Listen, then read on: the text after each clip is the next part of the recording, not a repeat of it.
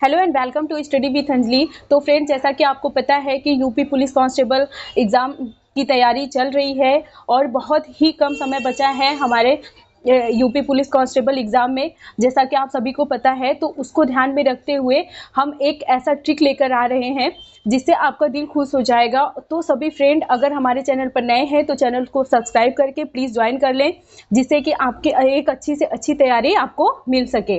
तो सबसे पहले हम सामान्य हिंदी को पढ़ेंगे और सामान्य हिंदी में सबसे पहले हम देखेंगे कि सामान्य हिंदी में जो हमें पढ़ना क्या है। सबसे पहले हम उसका सिलेबस देखेंगे कि सामान्य हिंदी का सिलेबस क्या है और हमें क्या क्या पढ़ना है। सबसे मेन चीज़ तो यही होती है कि हमें सबसे पहले सिलेबस को पता होना चाहिए। तो हम देखिए, मैंने आपको यहाँ पर बताया है कि सामान्य हिंदी है और इसका जो सिलेबस है, पहला है हमें हिंदी व्याकरण का ज्ञान होना चाहिए। और हिंदी व्याकरण में हमें पढ़ना क्या है, हमें हिंदी व्याकरण में जो है हिंदी वर्णमाला पढ़नी है, संधि, समास, संज्ञा, सर्वनाम, विशेषण, क्रिया, काल, अव्यय, उपसर्ग,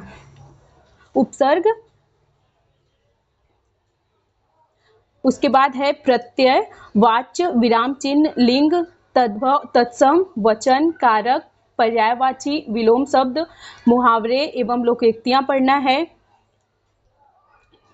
इसके बाद जो है अलंकार है, रस, छंद, अनेकार्थी, समरूपी, भिन्नार्थक शब्द, अशुद्ध वाक्यों को शुद्ध करना है, वाक्यांशों के स्थान पर एक शब्द। हमें यह हिंदी व्याकरण में पढ़ना है, इतना सब कुछ।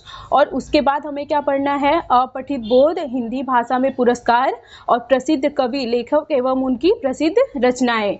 उसके बाद हमें पढ़ना है हिंदी और अन्य भारतीय भाषाएं। हमें सामान्य हिंदी में हमें जो यूपी पुलिस का सिलेबस है वो सामान्य हिंदी का वह इतना ही है और हमें हिंदी में ये सब कुछ पढ़ना है। और आई होप कि मैं आपको बहुत अच्छे से ये सब कुछ पढ़ा सकूं। और आप अगर चैनल पर नए हैं तो चैनल को सब्सक्राइब करके प्लीज़ ज्वाइन कर लीजिएगा, जिससे कि आपको ये सारी जानकारी आपको यहाँ से मिल सके। एक अच्छा मैं क्लास आपको देने की कोशिश करूँगी। तो फिर देखते हैं आगे। आपको एक सबसे पहले हम आप जानकारी देने वाले हैं कि वर्णमाला। सबसे पहले हम पढ़ेंगे कि वर्णमाला से उससे पहले हमें कुछ यहाँ पर देखना है, कुछ पॉइंट है जो कि बहुत खास हैं। जो हिंदी शब्द होता है, पहला पॉइंट देखेंगे, जो हिंदी शब्द होता है किस भाषा का शब्द है। तो सबसे पहले हम देखेंगे हिंदी शब्द जो है यह किस भाषा का शब्द है, यह फारसी भाषा का शब्द है। यह एक एक नंबर में जो भी है, बहुत इम्पॉर्टेंट क्वेश्चन है। ये सब कुछ आपको बहुत ही अच्छे से पढ़ना है। ये हिंदी शब्द जो है फारसी भाषा का शब्द है। यह हो गया आपका पॉइंट। दूसरा देखते हैं, हिंदी दिवस 14 सितंबर को मनाया जाता है। यह सब कुछ फ्रेंड आप अगर स्क्रीनशॉट भी ले सकते हैं और इसे आप जरूर से जरूर याद कर लीजिएगा। हिंदी दिवस 14 सितंबर को मनाया जाता है और विश्व हिंदी दिवस 10 जनवरी को मनाया जाता है। नेक्स्ट देखेंगे, अंतर्राष्ट्रीय मातृभाषा दिवस 21 फरवरी को मनाया जाता है। उसके बाद देखेंगे हिंदी के उदय का सही क्रम, हिंदी कहाँ से आई है, हिंदी के उदय का सही क्रम देखेंगे। सबसे प्राचीन भाषा क्या है, संस्कृत से के बाद जो भाषा आई वह पाली के बाद प्राकृत के बाद जो भाषा आई वह अभ्रंश, और अभ्रंश के बाद जो भाषा आई अवहट, और अवहट से जो भाषा निकली है वह हमारी क्या है, हिंदी है। तो अगर हिंदी पूछेगा किससे निकली है तो यह अवहट से निकली है। और सबसे प्राचीन भाषा जो है यह संस्कृत है, सबसे प्राचीन भाषा संस्कृत है। नेक्स्ट देखते हैं वर्णमाला की सबसे पहले हम परिभाषा देख लेते हैं। वर्णमाला की जो परिभाषा है वो वर्णमाला की परिभाषा देखेंगे। वर्णमाला दो शब्दों वर्ण प्लस माला के योग से मिलकर बना है। वर्णमाला किसे कहते हैं, वर्णों के व्यवस्थित समूह को, सिर्फ समूह को नहीं, वर्णों के समूह को नहीं, वर्णों के व्यवस्थित समूह को वर्णमाला कहते हैं। उच्चारण के आधार पर कितने होते हैं, 52 वर्ण होते हैं। उच्चारण के आधार पर 52 वर्ण होते हैं। और पहला होता है स्वर कितना होता है, स्वर 11 होते हैं, व्यंजन 41 होते हैं उच्चारण के आधार पर। नेक्स्ट देखते हैं, लेखन के आधार पर वर्ण कितने होते हैं, 56। अगर वहां पर उच्चारण के आधार पर पूछे तो 52, लेखन के आधार पर पूछे तो 56 वर्ण होते हैं। 56 वर्ण, 4 वर्ण कौन से जुड़ जाते हैं यहाँ पर, संयुक्त स्वर। ये स्वर 11 हो गए, व्यंजन 41, संयुक्त स्वर इसमें 4 एक्स्ट्रा हो जाते हैं, जिसे हम लेखन के आधार पर कहते हैं। तो सब मिला के कितना हो गया, 56 वर्ड हो जाते हैं लेखन के आधार पर।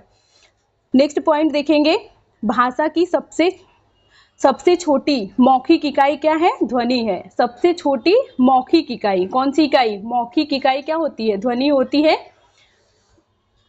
नेक्स्ट पॉइंट देखेंगे, भाषा की सबसे छोटी लिखित इकाई क्या होती है।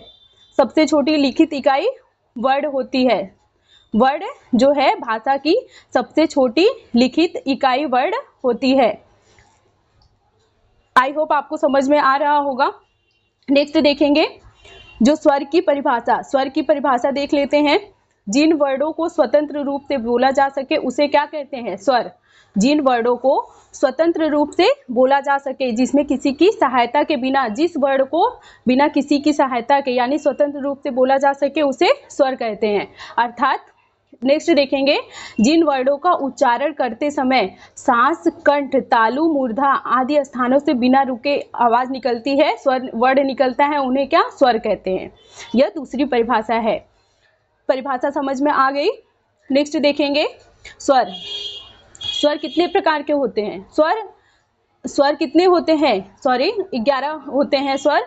कौन कौन से होते हैं यहाँ पर देखेंगे, अ, आ, ई, उ, री, ए, ओ और औ। जो आ है वह कहाँ से निकलता है, कंठ से।